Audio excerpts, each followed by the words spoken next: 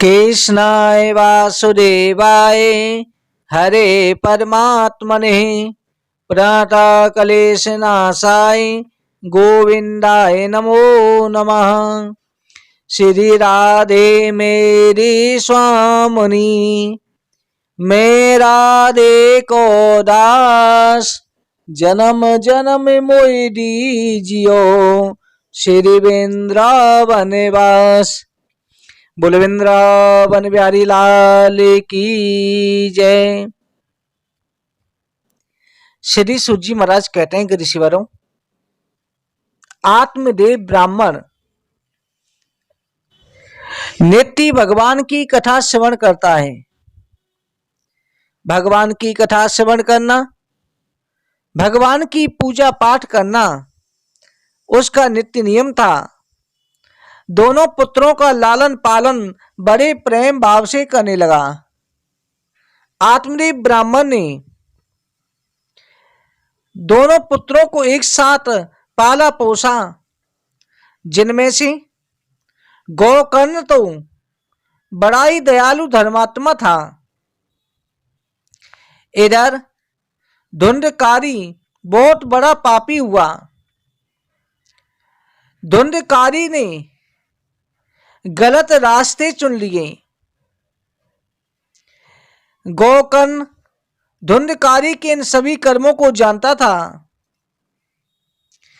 वो नालायक पुत्र माता पिता को रुलाने लगा, घर की संपत्ति बर्बाद कर दी, पैसे के लिए माता पिता को भी मारने लगा। आत्मदेव ब्राह्मण दुखी हुआ तो गोकर्ण ने आकर के उन्हें एक दिन समझाया कि पिताजी, देश मास रुद्रे अभिमति त्वजम जाया सुतादेशु सदा ममता विमोच्या। हे पिताजी, बहुत गई थोड़ी रही, ये भी बीती जाए। पिताजी, सारा जीवन आपने संसार के मोह जाल में बिता दिया, अब भी आपको घर छोड़ने की इच्छा नहीं होती। मृत्यु सवार है, काल धक्के मार करके आपको मार देगा, हाय हाय करके तब छोड़ना पड़ेगा। जब भी समझ में आ जाए आप अभी घर छोड़िए, इसमें बुरा क्या है। आत्मदेव ब्राह्मण नदी तट पर गए। पुत्र की बात मान करके दिन भर भक्ति करते, दशम स्कंद का पाठ करते, 11 घंटे एक आसन पर बैठकर के शांति से पाठ करते। अनुसंधान के बाद में भाव पूर्वक परमात्मा के दर्शन के साथ शरीर के अंगों को बिना हिला डुला करके पाठ कीजिए, क्योंकि सब अंग स्थिर हैं तो परमात्मा की प्रिय हैं। पाठ करते समय हाथ पांव मस्तक को हिलाने पर अदम पाठ का जाता है। अपने प्रभु के समक्ष बैठा हूँ, मैं जो कुछ बोल रहा हूँ मेरे प्रभु सुन रहे हैं, इस भावना से भगवान के दर्शन कीजिए।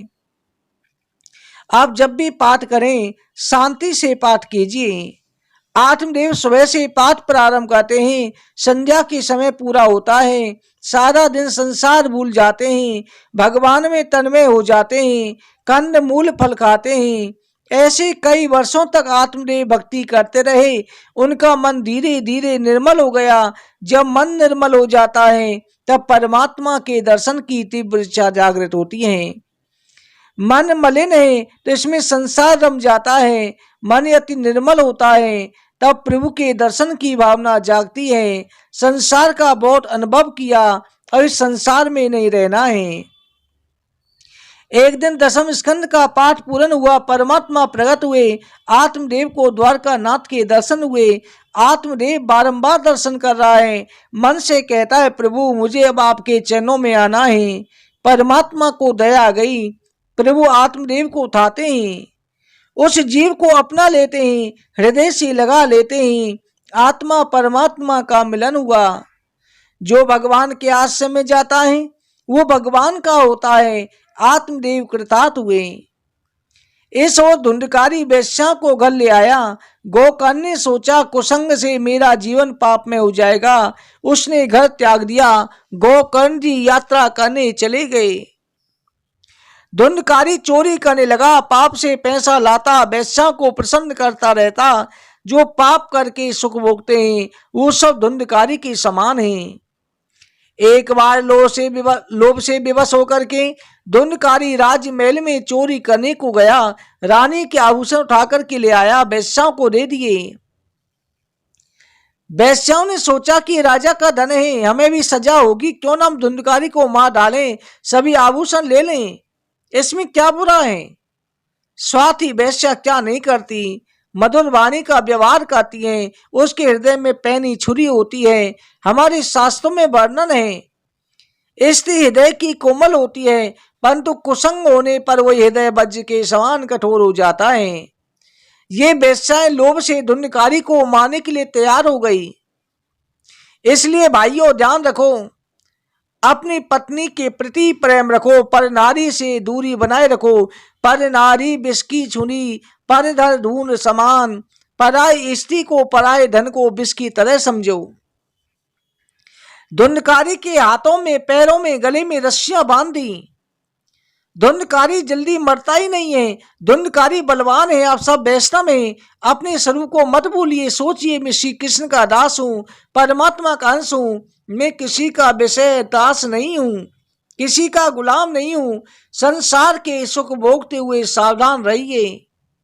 मानव विषय को भोगता है पर विषय का दास हो जाता है, मानव विषय के अधीन हो जाता है, विषय उसे बांध लेते हैं, अंत काल में उसका मरण बिगड़ता है। धुंधकारी का मरण बिगड़ा, उसकी दुर्गति हुई, वेश्याएं धन लेकर भाग गईं। धुंधकारी का अग्नि संस्कार भी नहीं हुआ, धुंधकारी प्रेत हुआ। पापी भी प्रेत समान है। प्रेत को देखना किसी को पसंद नहीं, पापी को देखकर घृणा होती है। धुंधकारी ने बहुत पाप किए, वो प्रेत योनि में दुख पा रहा है।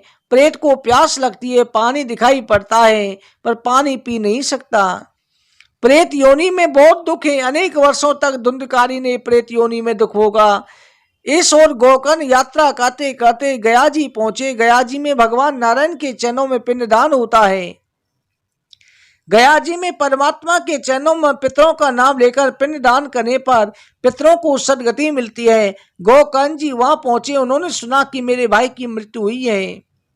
गोकर्ण जी ने धुंधकारी का श्राद्ध किया, पिंडदान किया। फिर गोकर्ण जी यात्रा करके जन्मभूमि में आए, रात्रि में आंगन में सोए। तब प्रेत स्वरूप में धुंधकारी वहां आया, रोने लगा। गोकर्ण पूछने लगे, तुम कौन हो? तब प्रेत ने कहा, मैं आपका भाई हूं, मैंने बहुत पाप किए, इससे मेरी दशा हुई, मुझे बंधन से छुड़ाइए।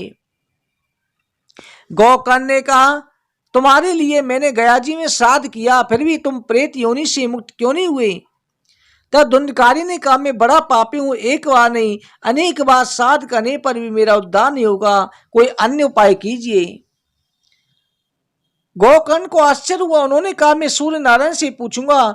सूर्य ब्राह्मणों के गुरु हैं, ब्राह्मणों को जब यज्ञोपवीत दिया जाता है उसका संबंध सूर्य नारायण से हो जाता है। पिता पुत्र से कहते हैं, आज से तुम सूर्य नारायण के पुत्र हुए। जिस तरह राजा का घर सिपाही गले में राज चिन्ह रखता है, उसी तरह यज्ञोपवीत वेदों द्वारा स्मृति चिन्ह है। यज्ञोपवीत धारण करने वाला मानता है कि मैं परमात्मा का दास हूं।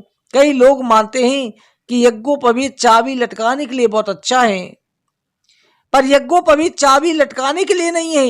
यज्ञोपवीत के एक एक धागे में एक एक देव की स्थापना होती है। यज्ञोपवीत में चाबी लटका देने से फिर वहां देवता नहीं रहते। दूसरे दिन गोकर्ण ने ब्राह्मणों के गुरु सूर्य नारायण से पूछा कि मेरे भाई के उद्धार के लिए कोई रास्ता दिखाइए। सूर्य नारायण ने कहा, श्रीमद्भागवतान मुक्ति सप्ताहे वाचनम कुरु। भागवत ही मुक्ति शास्त्र है, भागवत से मुक्ति मिलती है। आषाढ़ मास में गोकर्ण अपने गांव में भागवत की कथा कर रहे हैं। मृत्यु के बाद कथा होना अच्छा है, पर मृत्यु से पूर्व ही उनकी कथा सुनिए, पाप छोड़िए। जीवित हैं तभी निरंतर भक्ति की आदत डालिए। अपना श्राद्ध अपने हाथों से कीजिए। कथा में अंधे लूड़े लंगड़े भी आए, भीड़ बहुत हो गई। जिसके उद्धार के लिए कथा हो रही है वो धुंधकारी वहां उपस्थित है। उसने बैठने के लिए जगह नहीं, 7 गांठ वाले एक बांस था, उस बांस में प्रवेश किया, वहीं बैठ गया। प्रतिदिन बांस की एक गांठ टूटती है, 7 दिनों में 7 गांठ टूट गई। थोड़ा सोचिए, ध्यान में आएगा। जीवात्मा जब शरीर छोड़ता है, प्राय वासना लेकर के शरीर छोड़ता है। वासनाएं गांठ है, पति पत्नी की आसक्ति, पुत्र के प्रति आसक्ति, पैसे में आसक्ति। आसक्ति रूपी गांठ विवेक से छोड़नी है। इन गांठों को छोड़ना बहुत कठिन है। परमात्मा से प्रेम कीजिए, तभी गांठें छूटेंगी। 7वें दिन गोकाक जी ने परीक्षित को मोक्ष की कथा सुनाई। परीक्षित के मोक्ष की कथा सुनाई, 7 गांठें फट गईं। बांस में से तेजस्वी दिव्य पुरुष बाहर आया, भगवान को बार बार वंदन करने लगा। धन्य भागवती खाता, धन्यम भागवती वार्ता, पेट पीड़ा विनाशिनी। सुखदेव जी महाराज को धन्य है जो मुझ पापी का उद्धार किया। गोकर्ण उसे पहचान रहे, पूछ रहे आप कौन हैं? तब उत्तर मिला, मुझे नहीं पहचानते, मैं आपका भाई हूं। धुंधकारी को सदगति मिली, वायुयान में बैठकर के प्रभु के धाम पहुंचा। गोकर्ण को आश्चर्य हुआ कि बहुत से श्रोताओं ने कथा सुनी, फिर भी एक व्यक्ति के लिए विमान आया और उनके लिए क्यों नहीं आया? परमात्मा के पार्षदों ने कहा, धुंधकारी ने कथा को जिस तरह से सुना किसी ने नहीं सुना। उसने उपवास किए। उप शब्द का अर्थ है कि पास, वास का अर्थ है रहना। मन से परमात्मा के चरणों में रहना ही उपवास है। भगवान के चरणों में तन्मय रहने के कारण उपवास करना है। मन से जो परमात्मा के चरणों में रहता है, मन से जो भगवान के धाम में रहता है, उसका ही उपवास सार्थक है, योग है। धुंधकारी ने योग रूप से उपवास रख करके उस कथा को सुना है, कथा का मनन किया है। धुंधकारी के समान किसी ने इस कथा को नहीं सुना, ना ही किसी ने इस कथा का मनन किया। एकाग्रता से श्रवण और बाद में मनन करने पर दृढ़ ज्ञान होता है। प्रमाद से, अहंकार से किया गया श्रवण व्यर्थ है। इन लोगों ने कथा को योग रूप से नहीं सुना। कथा में बैठे हुए किसी ने मन नहीं लगाया। कथा श्रवण का अर्थ है ऐसे लोगों को अभी पुनः कथा सुनने की जरूरत है। सावन मास में गोकर्ण जी पुनः कथा सुनाने बैठे। लोगों ने निश्चय किया, एक बार भूल हो गई, अब सावधान रहकर के कथा सुनेंगे। इस समय भागवत श्रवण के लिए निश्चित है, इसलिए अन्य विचार नहीं करेंगे। सुखदेव जी सावधान कर रहे हैं, राजन, गोकर्ण के मुख से मुखारित इस अलौकिक कथा को श्रवण जो श्रोता करेंगे उनको भगवत के कृपा से पुनर्जन्म से मुक्ति मिलेगी। भागवत भव रोग की दवा है। भागवत की कथा सुनने से ज्ञान वैराग के साथ भक्ति जागृत होती है। अति दुख में मानव भक्ति करता है। मानव में ज्ञान वैराग्य है, वो मूर्छित है। ज्ञान वैराग के साथ भक्ति को जागृत करने के लिए कथा है। भागवत ऐसा ग्रंथ नहीं है जो मृत्यु के बाद मुक्ति दिलवाता है, वह तो ऐसा ग्रंथ है जो मृत्यु से पहले ही मुक्ति दिलवाता है। इस ग्रंथ के 5वें अध्याय का मातम है। 6वें अध्याय में विधि समझाई गई है। कथा सुनने की इच्छा हो तो कोई भी समय अच्छा है। वक्ता ब्रह्मनिष्ठ होना चाहिए। सुखदेव जी के आसन में बैठने वाले वैराग्य होना चाहिए। वैराग के बिना शब्दों में शक्ति नहीं आ सकती। वक्ता की आंखें मन शुद्ध होने चाहिए। सुखदेव जी जगत को भगवान का रूप स्वयं निर्विकार देखते हैं। जगत को हम देखते हैं, आंखों में विकार आता है। सुखदेव जी ब्रह्म दृष्टि रखते हैं, स्त्री पुरुष में भगवत भाव रखते हैं। आप भी प्रत्येक स्त्री पुरुष में भगवत भाव रखिए। वैराग का अर्थ यही है। इस तरह से आपको जगत को जिस दृष्टि से देख रहे हैं उसे छोड़ने की जरूरत है। जगत को काम दृष्टि से, भोग दृष्टि से मत देखिए। भक्ता का ब्राह्मण शरीर हो, सिर्फ जाति से ब्राह्मण नहीं, जो 3 समय संध्या वंदन करता हो, गंभीर हो, दृष्टांत कुशाल हो, श्रेष्ठ वक्ता हो। कथा के प्रारंभ में गणपति महाराज की पूजा करता है। पुण्य वाचन, स्वस्ति वाचन विधि पूर्वक करता है। ब्राह्मणों को बैठा करके भागवत के 18,000 श्लोकों का पठन करवाता है। सत्य भाषण करता है। प्रत्येक इंद्रियों में ब्रह्मचर्य का पालन करता है। सरल भाषा में विवेक से कथा सुनता है, तभी कथा सार्थक होती है। वही कीर्तन भक्ति है। इसी के द्वारा भक्ता भगवत गुणानुवाद करता है। सनत कुमार ने नारद जी को कथा सुनाई, उनको परम आनंद हुआ। जैसा आनंद भागवत कथा में है वैसा आनंद वैकुंठ में नहीं है। भक्ति, ज्ञान, वैराग्य तीनों श्रीमद् भागवत कथा में पुष्ट हुए। पूर्णाहुति के समय परमात्मा पधारे, भक्तों का दिव्य संकीर्तन हुआ। परमात्मा ने कहा कि आपके कथा कीर्तन से मैं अत्यंत प्रसन्न हूँ, वरदान मांगिए। सनत कुमारों ने वरदान मांगा, हे प्रभु, जो भी वैष्णव श्री कृष्ण कथा कहते हैं, श्री कृष्ण कीर्तन करते हैं, यमराज की आज्ञा से वो यमराज के लोक को नहीं जाएं। कथा संकीर्तन संपूर्ण पापों को जला देती है। जहां जहां भागवत की कथा हो, आप प्रकट होकर के दर्शन दें। भगवान ने तथास्तु का। बोले वृंदावन बिहारी लाल की जय।